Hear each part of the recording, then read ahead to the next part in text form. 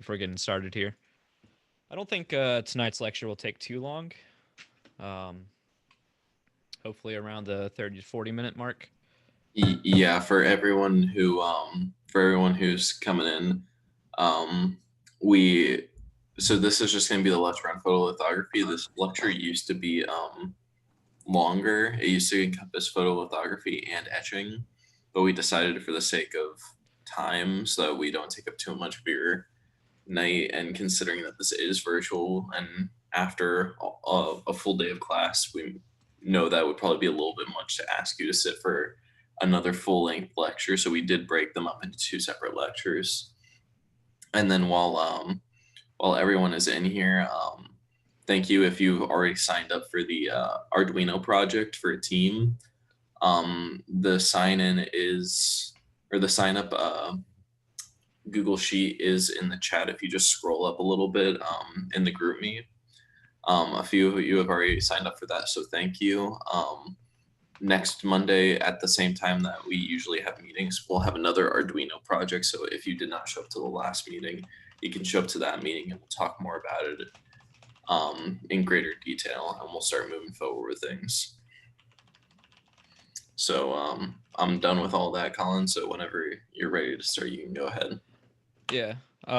Actually, not to undermine what you said or anything, I will include a little bit of etching in here. I'm not going to go too in depth about it, but it's just to kind of like at the end. I'm going to put everything together and we're going to make a MOS capacitor through theory. So it's going to cover a little bit of about like just pretty much all the device processing. But we are going to go more in depth about photolithography.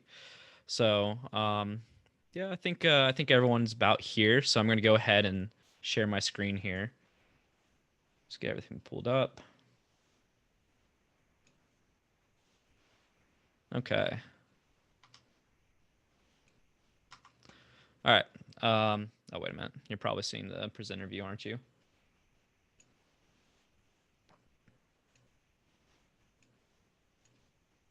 There we go. Can everyone see that? Move the zoom out of the way. Yep. Cool. So welcome everyone. My name's Colin Buchanan, and I'll be presenting tonight's lecture. Here are the QR codes for our Facebook and GroupMe page. So if you haven't, please check us out there. And I think we can also put a link in the chat to it. So tonight we'll be taking a closer look into device processing and covering photolithography and a little bit of etching. I will be also briefly talking about the steps involved into making a MOS capacitor. So far this semester, we looked at device physics and logic. Last time we briefly covered the steps involved in fabrication. We kind of just did a little bit of an overview of everything. So now let's take a more in-depth look into each processing step and how we process devices during the summer labs. Real quickly, let's just go over the MOS cap structure. This is the first device we make during the summer labs. Let me pull up my laser pointer.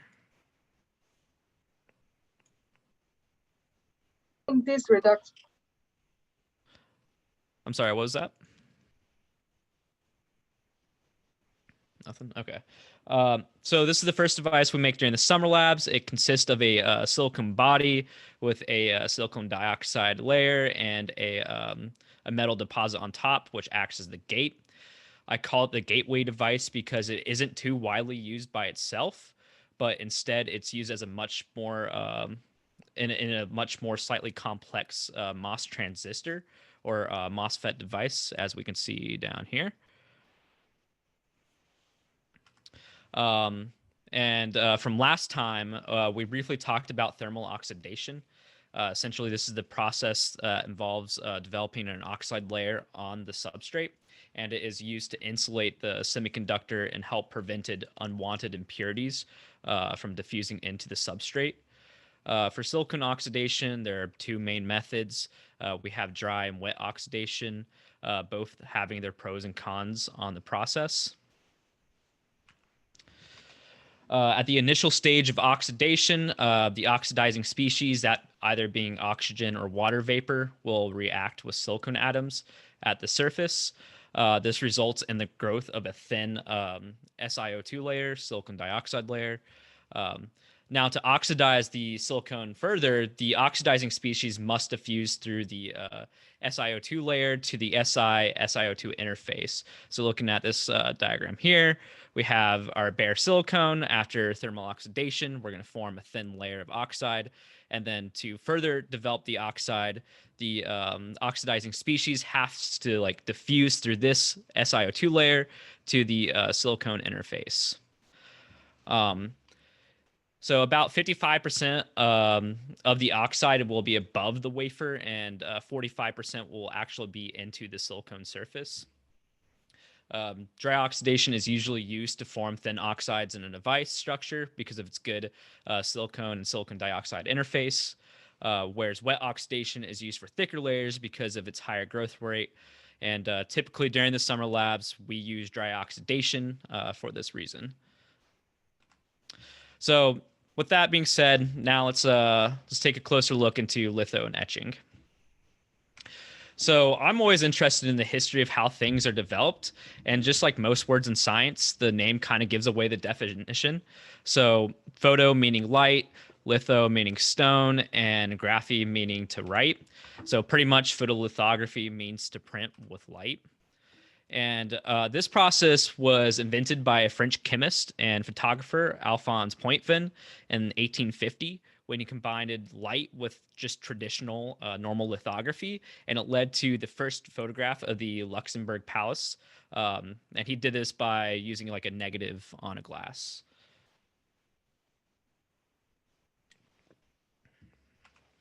So fast forwarding 100 years, photolithography is now used to pattern devices, meaning to transfer geometric patterns to the substrate using a photoresist. We use patterning to add or subtract materials from specific regions on a device. Litho is the most expensive and critical step in processing. And depending on the device, there may be 25 photolithography steps done to create the product. So, because of this, litho alone will account for about a third of the device cost.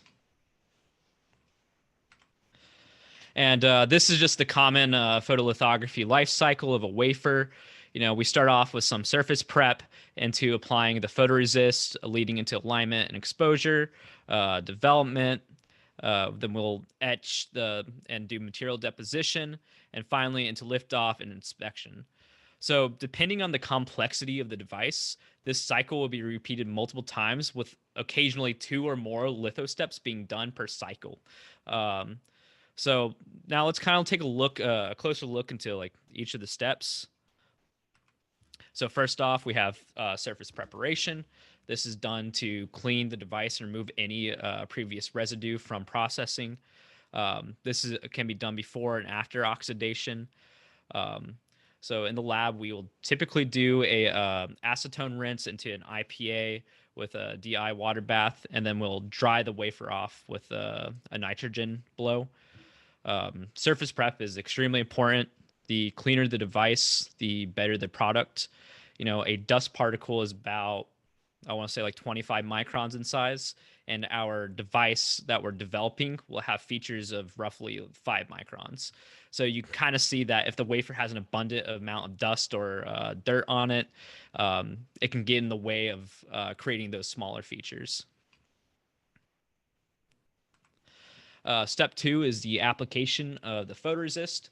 And essentially, photoresist is a chemical that reacts with light to either harden or soften exposed areas. This is why if you ever walk into the teaching lab, all the lights look yellow. It's because lights have a UV filter around them.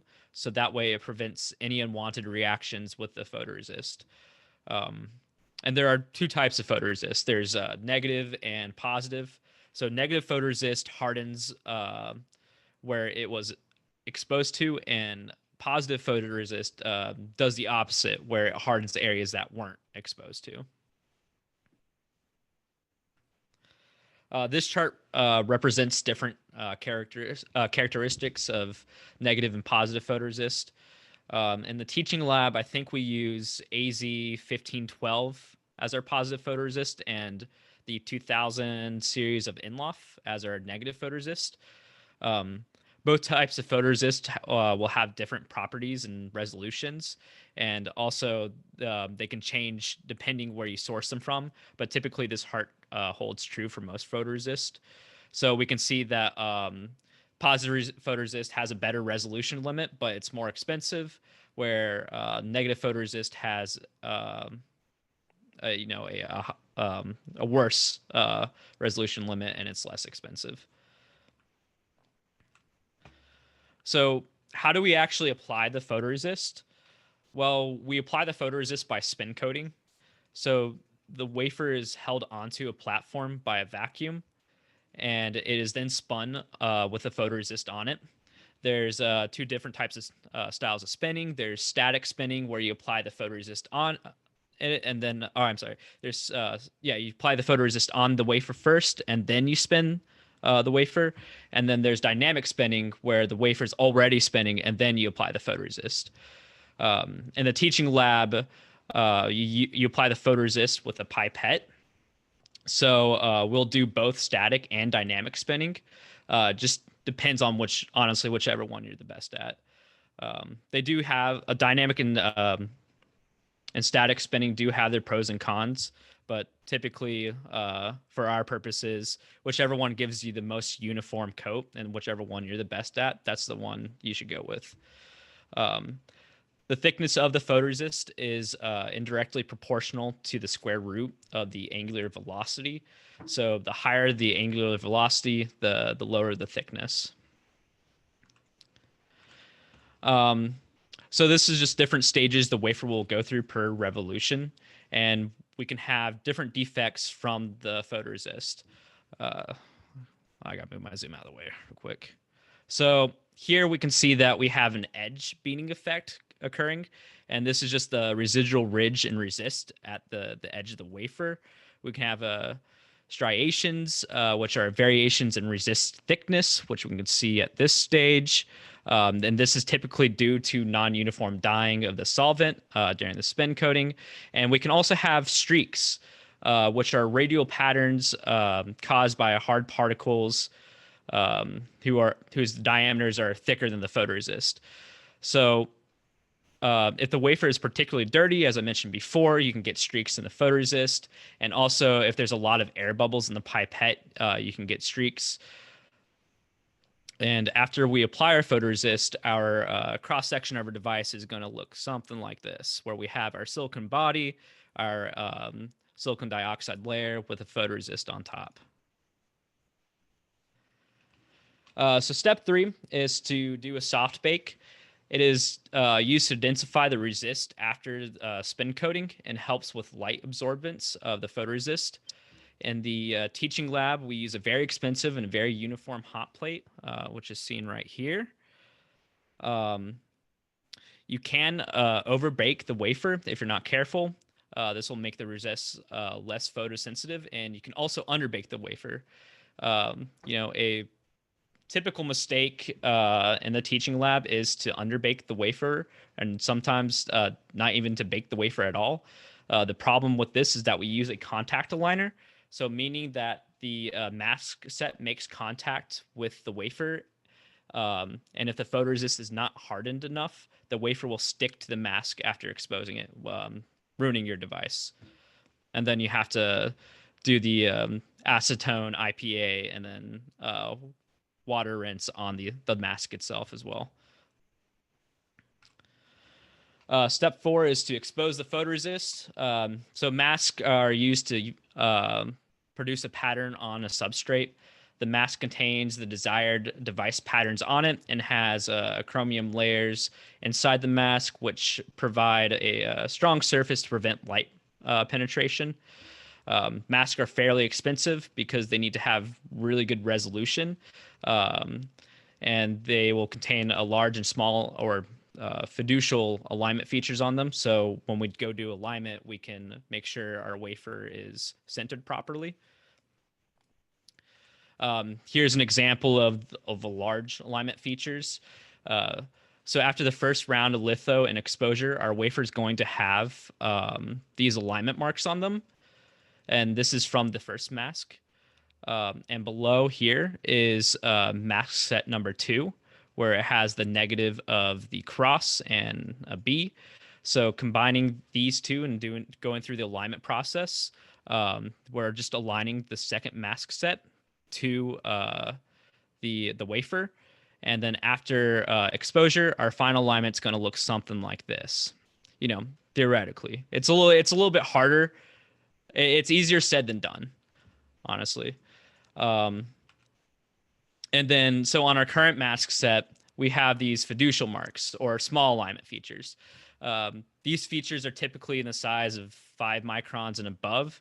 As you can see, we had a small issue when developing this particular mask set.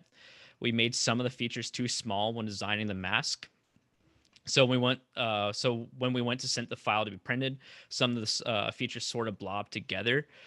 These 8 dots were originally supposed to be a checkerboard, and this, what we call the spaceship, was supposed to look like a pyramid of ovals almost.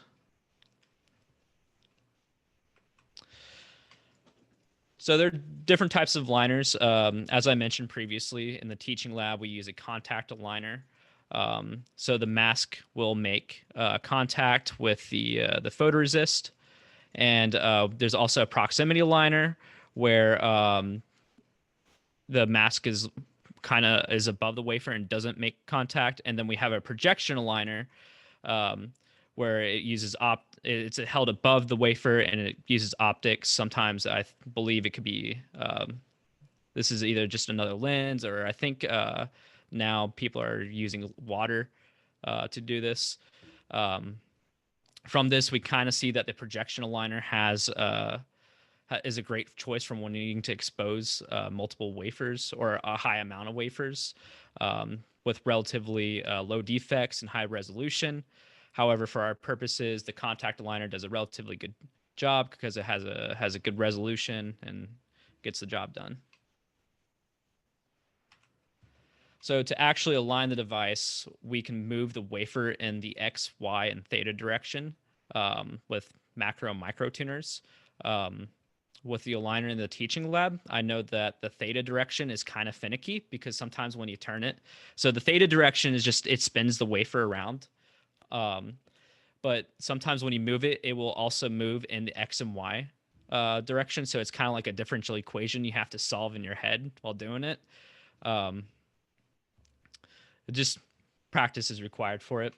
And after exposure, our cross-section of our device is going to look something like this, where we have now exposed regions in the photoresist.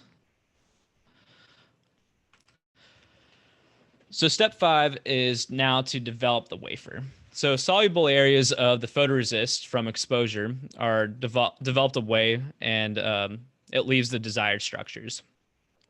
After we develop, the patterns from the mask are now visible on the wafer. And as I mentioned before, the exposed areas of negative photoresist will stay after development. And for positive photoresist, the exposed areas are developed out. So assuming that we used positive photoresist for our device here, we can see that our exposed regions are gone after development.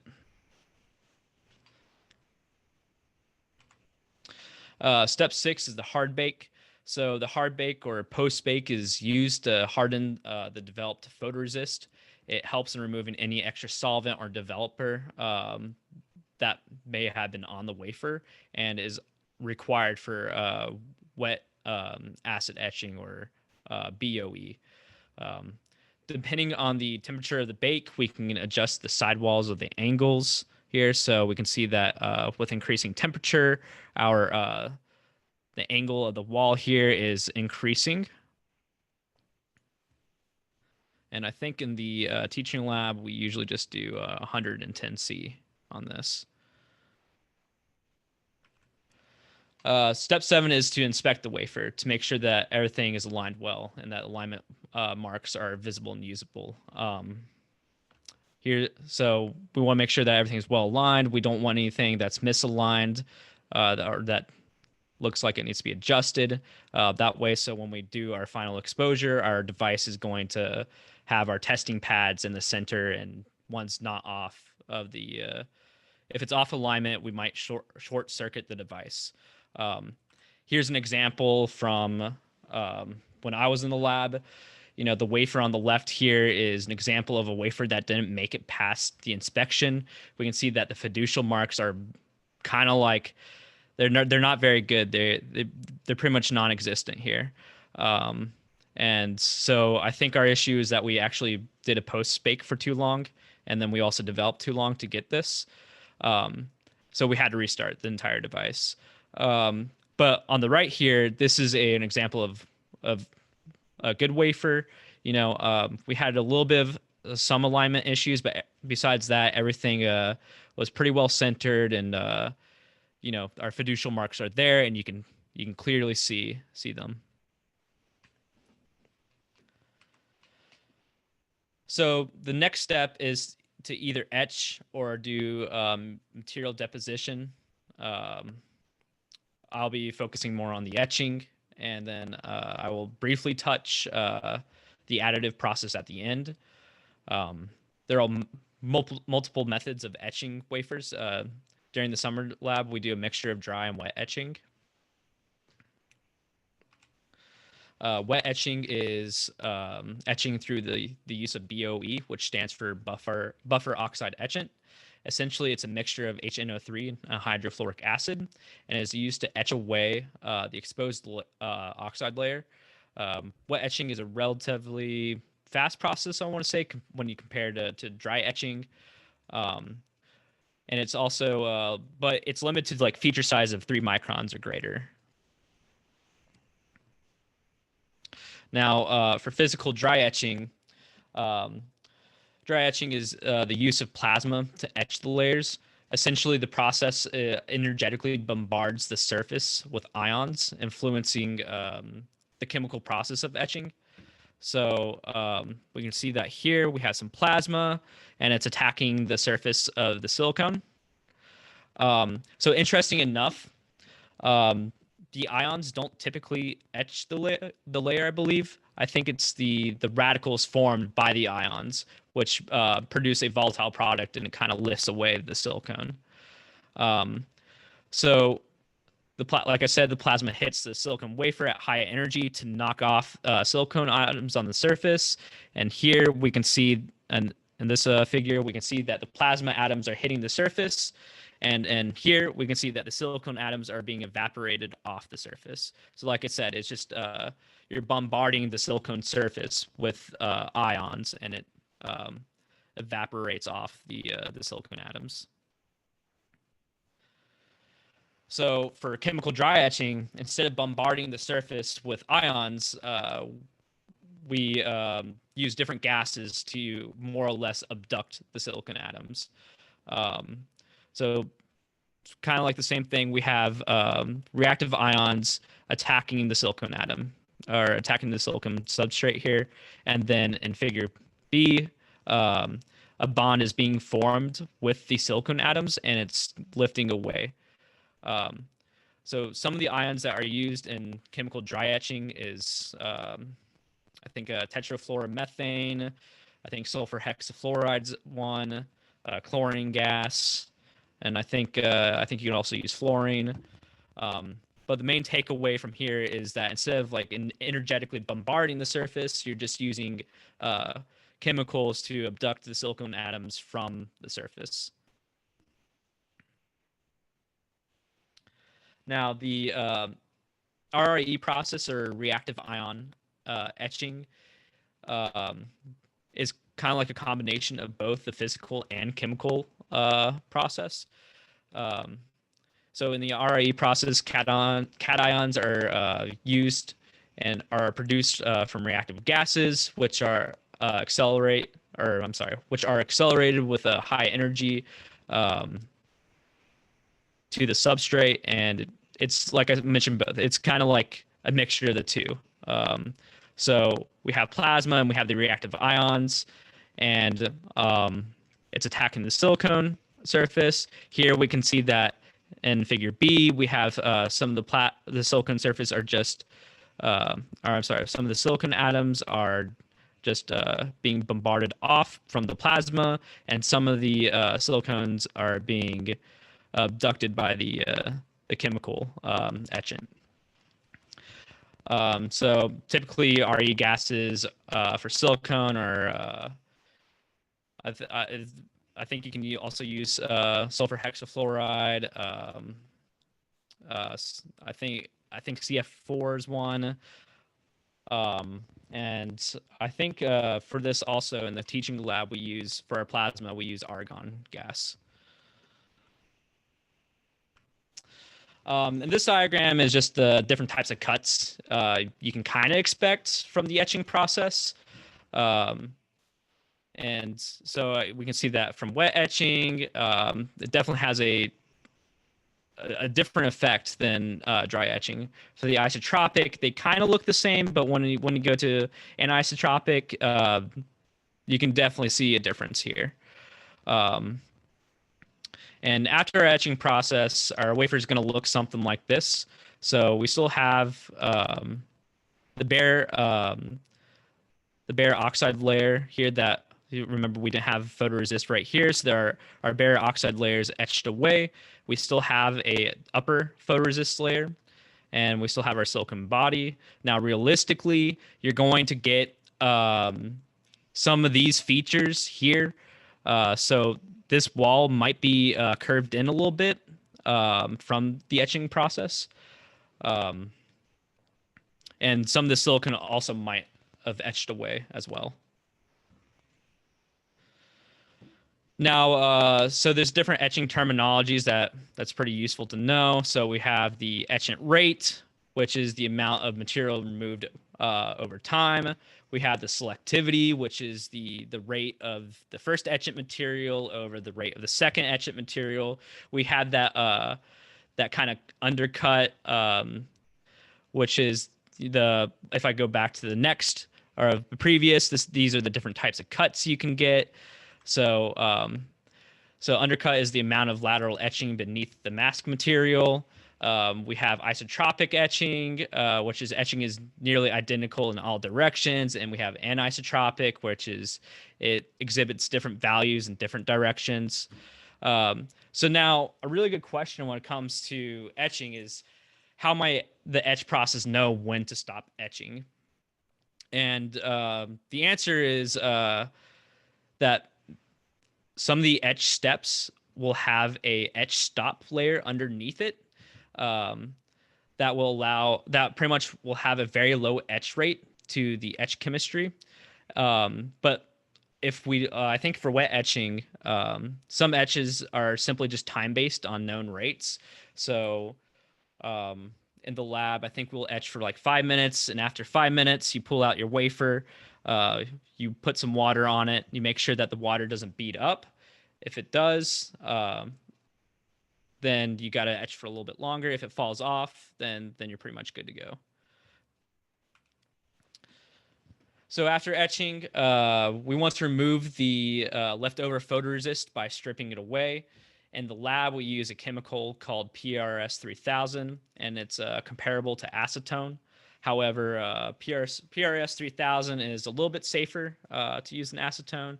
I believe it costs less, and it's more environmentally friendly. The only downside to it is you have to heat it up in a beaker first in order for it to work.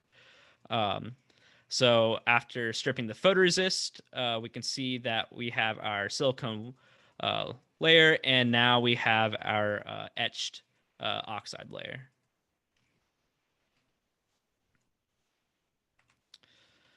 So after this, we just do final inspection.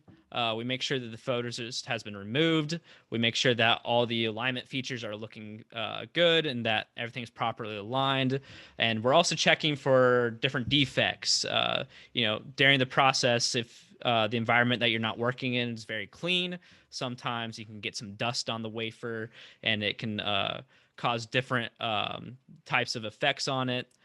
Maybe your lithography had those defects I mentioned earlier with the edge beading, or maybe had streaks in it. So like I said, this is just mainly just to make sure that your device is good before you ship it out. So I know I kind of went fast here, and I kind of just want to put it all together um, to make a MOS cap. So um, let's just look through the processes and see if we can make a MOS cap with what we know. So starting off, we have our clean oxidized wafer. Um, Typically, like I said, you'll do surface prep before oxidation, and you'll do it after oxidation just to make sure that your wafer is relatively clean. Um, After that, we can perform our first layer of lithography on it. So now we can see that we have our silicon substrate, our silicon dioxide, and our photoresist on top. After that, we can do our first exposure. As shown before, we have our silicon dioxide, our layer of PR with our exposed region of the photoresist. Now, let's assume that we did this with positive photoresist. So I'm pretty much just going to walk through the process that we do during the summer labs for our MOS caps. So after development of the positive resist, what do you think's going to happen? What part of the photoresist is going to go away?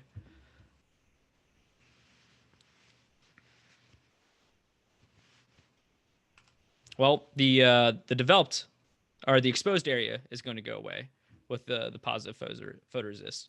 So after the first development, we can see that we have our silicon dioxide, and our partially developed away photoresist.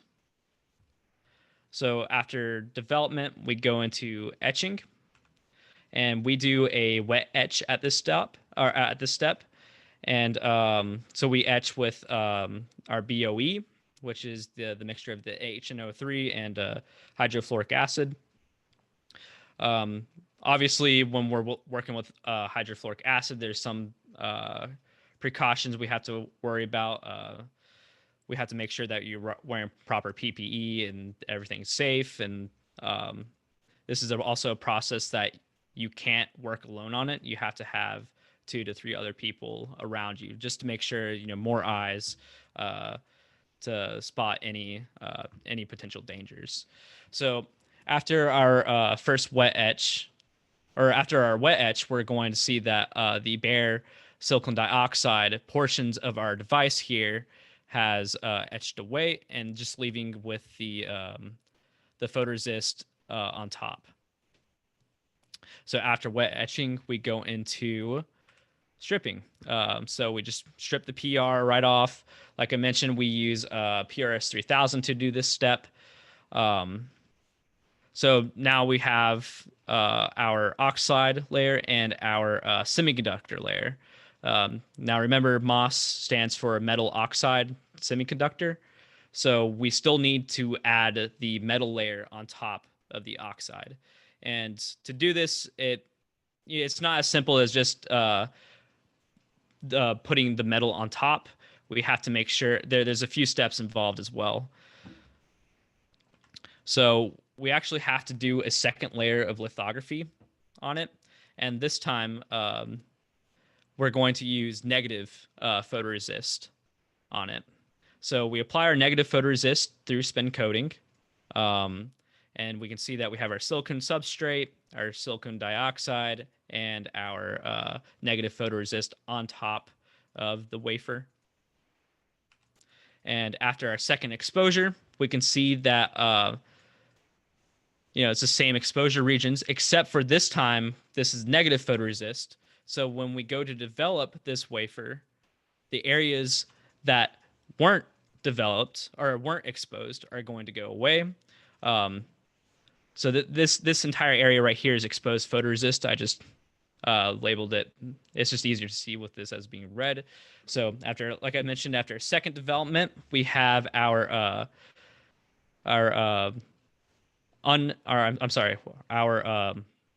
cross section of our device here. So we have our semiconductor layer, silicon dioxide with a little bit of photoresist on top. And I didn't really cover this in this lecture, and we'll get to it more in depth, I believe, the next lecture. But now we have to go through metallization. which is an additive process. Essentially, what we do in the lab is we do thermal evaporation. So we evaporate aluminum and it goes onto the wafer. So doing that, we're going to see that we have our aluminum deposited on top of the wafer, like so. And we're almost there. We have one last step, and that is to do liftoff. So liftoff is just you're taking off the lower portions of the or you're taking off the portions where there's metal and photoresist. And I believe we do liftoff in a sonic bath with also PRS-3000. Um, and that just leaves us with our device. So we have our metal layer, our oxide, and our semiconductor layer.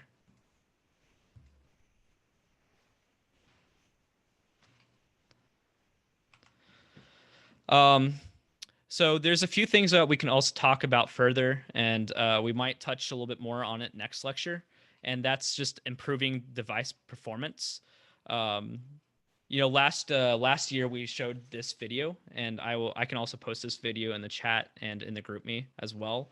And it just it talks about how theory and technology progresses throughout, and it shows like how we could improve on device performance and get to those smaller litho layers. So if you're interested in that, I would highly recommend this. And like I said, I would highly recommend checking out this video. And like I said, we'll probably touch a little bit more on it next lecture. So I mean, like I said, is the quick and dirty, pretty much. So if you guys have any questions, feel free to ask. Next GBM, I think we'll get into a little bit more about the metal deposition and the liftoff process. All right, thank you, Colin. Does anyone have any final questions before we wrap this up?